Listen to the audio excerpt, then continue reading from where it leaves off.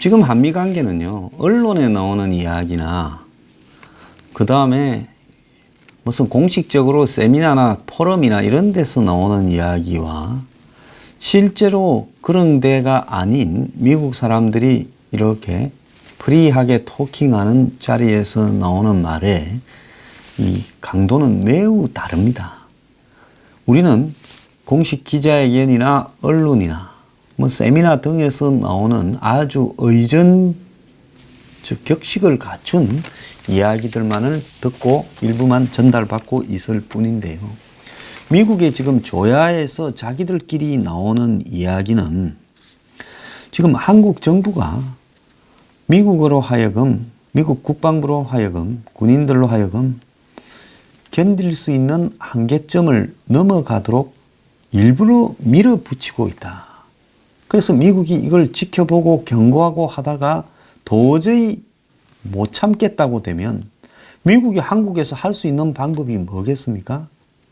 그때는 우리가 저거 보따리를 싸자라고 하도록 일부러 그렇게 몰고 가고 있다고 생각을 한다라는 것이 그들의 입장이다라고 저는 듣고 있습니다. 그래서 아까 이야기했듯이 2부에서 매티스 국방장관도 중간 선거가 끝나면 이렇게 그만둘 거고, 이런 부분에 대해서 이제 문재인이나 김정은은, 중국이나 러시아는 자기들의 계획이 성공적으로 돌아가고 있다, 먹혀들고 있다. 트럼프 주변에서 강경파들이 다 떠나고 있다. 특히 니키 헤일리 대사 어제 한두 달 후임자가 나오면 인계하고 그만두겠다고 한 것도 또 아주 희소식으로 받아들이고 있습니다. 니키 헤일리는 그야말로 대북 제재의 전선에 제일 앞장섰는데, 그 잔다크 같은 대북 제재의 이 한마디로 개척자가 이제 인내의 한계를 느끼고 트럼프와 트러블도 생기면서 소외되면서 이제 그만둔다고 한다. 우리가 한 6, 7개월 전에는 니키 헤일리가 트럼프의 연인이다, 무슨 비행기 안에서 어쩌고 저쩌고 별 희한한 괴담까지 돌 만큼 트럼프와 가깝다 했는데 이제 이 사람도 떠난 거예요. 그럼 매티스가 떠나면 이제 켈리 비서실장도 떠나요. 그렇게 되면 문재인이나 김정은은, 트럼프는 주변에 우리가 다 녹여 먹을 수 있는 사람들만 남아있다. 특히 지금 중국이 겉으로는 미국과 무역전쟁 등으로 엄청나게 싸우지만은 중국의 거대한 이 로비 작업들은 트럼프 주변에 이렇게 향해서 트럼프에게 영향을 미칠 수 있는 가족이나 키신저나 이런 사람들을 에워싸고 있고, 특히 유대인 쪽도 그렇게 지금 하고 있는 걸로 알려지고 있습니다. 그래서 거기에 제가 볼 때 문정인이나 이 정권의 대미 자금망들이 가세를 해서 같이 아마 여러 가지로 논의를 할 수도 있을 거라고 봅니다. 그러면 돌아가는 걸 알 거 아닙니까? 이제 견디지 못하고 강경파들이 중간선거만 끝나면 다 이탈할 거다. 그러니까 그 이후부터는 트럼프만 남겨가지고 구워 삶아 먹는 거는 시간 문제고, 볼턴 저것도 오래 가지 못할 거다. 자, 폼페이오는 저게 뭐 강경한 척 해도 결국 트럼프 신복이니 트럼프가 시키면 시키는 대로 할 거다. 이게 이제 저들의 계산이에요. 자, 그런데 니키 헤일리가 그만둔 이야기 중에 하나가 본인이 그만두면서 대선과 관련 있는 것은 아니다라 했는데, 제가 듣기로는 니키 헤일리가 러닝메이트로 다음 대선에 출마를 하려고 하는데, 그런데 그 파트너는 트럼프는 아니다는 거죠. 그럼 이 말은 뭘 말하는 거겠습니까? 미국 공화당 내부에 한마디로 트럼프를 날려버리겠다라는 세력들이 지금 결집되어서 죽어도 재선은 허용 못 해준다라는 부분이 지금 형성되고 있다는 겁니다. 그러니까 지금 이 미국 공화당 내에 우리가 알고 있는 어떤 유력한, 믿을 수 있는 이 한마디로 북한이나 중국, 러시아에 대한 의지가 확고한 사람이 대선 출마를 선언할 수도 있고, 그렇게 될 때 헤일리가 거기에 러닝 메이트로 같이 뛰려고 지금 일찌감치 트럼프 정권에서 발을 빼버리는 양상. 그래서 지금 트럼프 정권에서 강경파들이 다 발을 빼면서 어떻게 가느냐. 공화당 내에 반 트럼프 진영에 가세해서 트럼프 제거에 나설 가능성도 있다는 겁니다. 심지어 니키 헤일리가 지난번에 워싱턴 포스트에 트럼프에 대한 저항군이다라고 한 기고자가 아니냐고 의심까지 지금 나오고 있습니다. 자, 어쨌거나 미국 내부에서도 지금 이렇게 상황이 복잡하게 돌아가는데요. 트럼프가 중간 선거 후에 김정은을 만날 거라고 제 예측대로 발을 빼버렸습니다. 그러면서 서너 개 장소에서 어떻고 마라라고 리조트에서도 어떻고 이야기를 하지만은 그것 또한 립 서비스일 수가 있다는 겁니다. 트럼프가 유세 현장에서 기자들을 만나 그제 이 말을 했는데요. 유세 일정으로 너무 바빠서 지금 정상회담을 조율할 수 없다. 지금은 떠날 수 없다라고 말을 했습니다. 그러니까 유세 때까지는 바빠서 안 된다고 선거 끝나면 이제 트럼프는 선거 결과를 놓고 북한을 어떻게 다룰 건가를 재조정을 하겠지요. 자, 문재인이나 북한은 마치 종전선언은 선거 후에 하더라도 입도 선매로 만나줘서 그 자리에서 종전선언을 하기로 했다고 발표라도 하기를 바랬고 실제 될 것처럼 지난주만 해도요. 청와대에서 미북 정상회담이 미국 선거 전에 있을 거다라는 식으로 바람을 잡았지 않습니까? 자, 그러면서 트럼프가 비핵화를 위한 시간 싸움을 하지 않겠다라는 것은 종전선언에 대해서도 시간을 2년이고 3년이고 뭐 5개월이도 좋고 무한정으로 있다고 말을 한 거라고 봐야 됩니다. 비핵화는 시간 제한이 없으면서 종전선언은 시간 제한이 있는 것은 그것은 말이 안 되지 않습니까? 자, 그러면서 서너 곳이다. 싱가포르는 아니다고 하는 것도 뭔 말인가 하면 서너 곳 중에 여기 할지 저기 할지 잡는데도 몇 달이 갈 수 있다는 걸 암시하는 거예요. 그래서 결국은 미국 땅에서 그들의 땅에서 많은 회담을 하게 될 걸로 생각한다면서 왔다리 갔다리 그냥 셔틀 외교를 폼페이오가 부지런히 왔다 갔다 할 가능성도 있다라고 이야기를 했습니다. 청와대요. 전체적인 흐름은 자기들이 잡아서 애초에 오랫동안 구상을 한 어떻게 보면 이 문 정권이 대통령 선거는 박근혜만 조기 하야시키면 무조건 된다고 보고 되기 한참 선거가 있기 한참 전부터 팀을 짜서 북한에 대한 로드맵을 기획을 했고 되자 말자부터 그걸 밀어붙이고 있다고 보고 있습니다. 그런데 이들은 10월 달에 미북 정상회담하고 11월에 종전선언하고 12월에 종전선언이 된 다음에 김정은이가 서울에 와서 마침표를 찍고 그러면서 이제 한미동맹이나 전시작전권이나 유엔 사령부 등이 약화되어 가면서 미국이 견디지 못하고 이제 한국에서 발을 빼가도록 한 개씩 몰고 가려고 하는 차에 지금 이런 삐그덕거림이 발생했습니다. 자, 정상회담을 할 수 있다. 뭐 이런 뉘앙스로 이야기를 하면서 뭐라고 또 더했는가 하면 대북 제재의 문제를 또 강하게 이야기를 했습니다. 우리는 제재를 해제하지 않았고 매우 중대한 제재를 유지하고 있다 하면서 대북 제재의 필요성을 강조했고요. 나는 그걸 해제하고 싶지만 우리가 뭘 얻어야 해제해 줄 것 아니냐라고 말하면서 북한이 지금까지 내놓은 것 외에 플러스 알파를 더 내놔라고 지금 이야기를 하고 있습니다. 그런데 지금 이 또 하나의 이 소식들은 미국이 하원에서 지게 되면 이번 선거는 트럼프가 진 걸로 강조된다. 상원을 막아봤자 그건 별 의미가 없다. 워낙 상원에서 민주당이 불리한 구도, 민주당은 26개를 막아야 되고 공화당은 9개만 막으면 되기 때문에 지금 공화당이 2개 위에 있는 상원에서 결국 공화당이 근소하게 이겼다 하더라도 그것은 큰 문제가 없다라고 이야기를 하고 있습니다.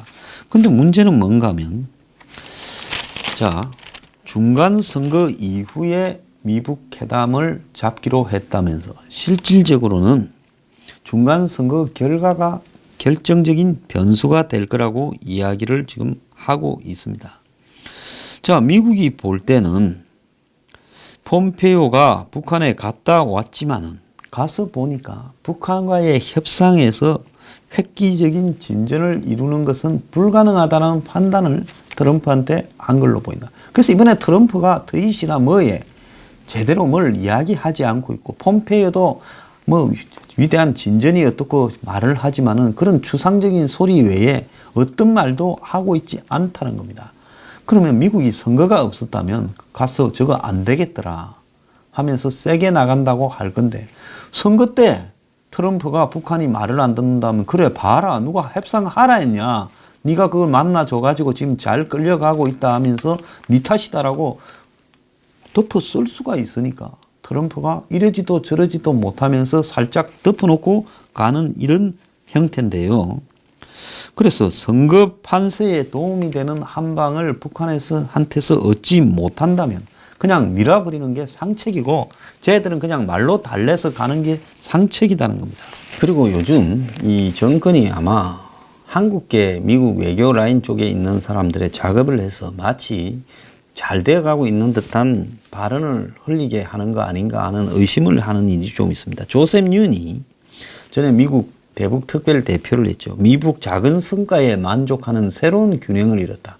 그래서 마치 미국이 북한이 풍계리 사찰단을 받는 걸 엄청나게 해석을 하는 듯 그렇게 이야기를 하고 있고, 또 이런 발언들은 트럼프의 이 싼 입과 더불어서 그럴싸하게 들리기도 합니다. 트럼프가 믿을 수 없는 정도의 진전을 했다. 이래서 미국 정상이 마치 평양과 워싱턴을 왔다 가면서 셔틀 회담을 할 것처럼 이렇게 바람을 잡는데요. 미국은 지금 북한을 안 믿기 때문에 이번에 북한의 핵 입구에라도 한번 발을 디디게 해보자 해서 풍계리 사찰의 의미를 이렇게 애써 부여하고 있는데요. 지금 북한 문제가 극적으로 해결될 거나 마치 돌파구가 협상으로 열릴 거라는 기대는 그냥 식어버려서 현 상황을 선거 때까지는 유지시키자라는 이야기가 지금 핵심이라 봅니다. 그런데 트럼프가 지금 상하원에서 다 이기면 지금처럼 가겠지만은 하원에서 지게 될 가능성이 크고, 그렇게 되면 민주당이 하원에서 다수당이 되면 트럼프가 아예 북한 문제에 관심을 보이지 않거나 의회로 인해 손발이 묶이는 상황이 될 거라고 지금 북한도 걱정하고 있다라고 포린 폴리시가 지금 보도를 했습니다. 자, 공화당보다는 민주당의 선호도가 높다라는 여론조사가 지금 여러 군데서 나오고 있고, 지금 공화당보다 민주당 지지율이 13%가 높다라는 이야기까지 나오고 있습니다. 제가 몇 달 전에 8, 9%가 높은데 이 정도면 민주당이 대성을 장담할 수 없다 했는데 이제 8, 9에서 이게 13%까지 벌어졌다는 이야기까지도 나오고 있고요. 자, 그리고 또 트럼프가 미북 간에 최종 합의를 했을 때 그걸 조약으로 비준하려면 미 상원의 67명 이상의 동의를 얻어야 되는데 이것도 거의 상원도 거의 비슷하게 끝날 거라는 이야기가 지금 유력합니다. 그래서 트럼프가 한마디로 조약을 북한하고 맺는 것도 거의 불가능하다. 그래서 트럼프 입장에서는 선거 전에 이렇게 북한하고 뭔가를 진전시키는 것은 현실적으로 매우 위험하고, 선거 때는 뭐 이 오스트리아 라인이니 뭐 이런 걸 가지고 비건과 최선희 간에 협상을 하면서 시간 장소를 잡는 듯이 쇼를 하다가 선거 이후에 이제 어떻게 할 것인지 입장을 정할 거라는 겁니다. 중간 선거 결과에 따라서 대북 협상이 또 중국과의 지금 무역 전쟁이 출렁일 건데, 자, 한 달 남은 미국의 선거에서 트럼프의 텃밭인 러스트벨트 지역에서 지금 공화당 후보들이 주지사고 의원 후보고 다 고전을 하고 있다. 그리고 이런 조사를 종합한 미 하원의 선거 전망은 현재로서는 민주당이 205석, 공화당이 198석, 그래서 격전지가 32석 정도인데 민주당이 제 생각으로서는 한 220석 정도를 넘어갈 거라고 보입니다. 지금 미국의 하원 의석 전체가 435석인데 220석이 되면 과반을 넘는 민주당의 의석 차지가 될 거라고 지금 보여지고요. 그래서 경제가 살아나서 미국 러스트 벨트 같은 데는 공화당 분위기인가 하고 봤는데 실제로 주지사 선거나 이 상원의원 선거에서 그러지 못한 일이 지금 벌어지고 있다는 겁니다. 그래서 트럼프가 하원에서 질 거는 제가 볼 때는 거의 확실하다 이렇게 봅니다. 추세를 볼 때요. 그러면 트럼프는 하원에서 지게 되고 주지사나 상원에서도 재미를 보지 못하게 되면 이제 어떻게 할 것인가.